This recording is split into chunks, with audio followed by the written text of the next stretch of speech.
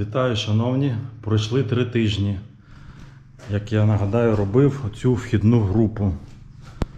З цієї кастомної опалубки збирав зі старих дошок, USB. Отак воно вийшло. 3 тижні це означає, що бетон вже набрався максимальної міцності і час його розібрати і подивитись все ж таки зсередини. Для тих, хто поспішає, робить аналогічне, можна розібрати і через тиждень. Єдине, що бетон швидко втратить вологу і припинить набирати міцність. Але я вам скажу, що за тиждень він набере стільки міцності, що на все життя вам її вистачить. Але все ж таки, якщо є час почекати, то краще почекати, щоб все було по технології максимально міцно. Ну, поїхали розбирати.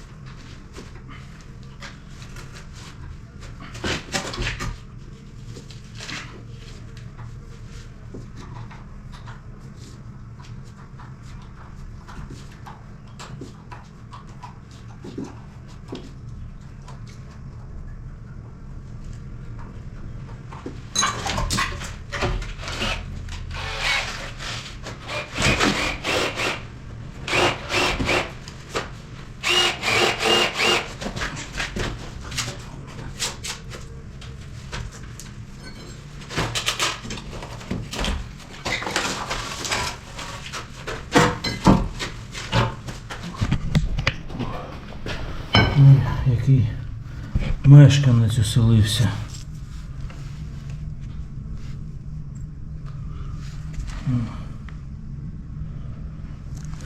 В опалубці. Як воно туди дісталося? Не зрозуміло. Будемо якось її визволяти.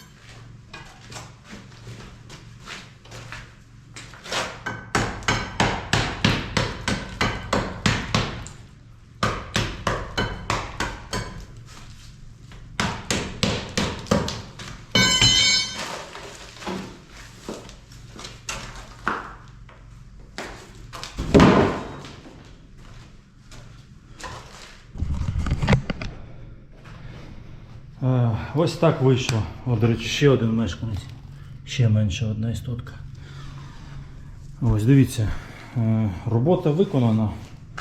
І я хочу сказати, що майже ідеально. Тобто все рівне. Ну, це не рахується, тому що це все познімається. Навіть отут, де в мене видуло, я думав, буде набагато гірше. От, а тут всього-навсього пів сантиметра. Ось, пів сантиметра видало всього-навсього. Тож його навіть не видно. Думав, буду знімати це повністю, але нічого не буду, бо воно все заштукатуриться. Оце, отут тільки внизу. От це єдиний такий косяк. Не долізе сюди вібратором.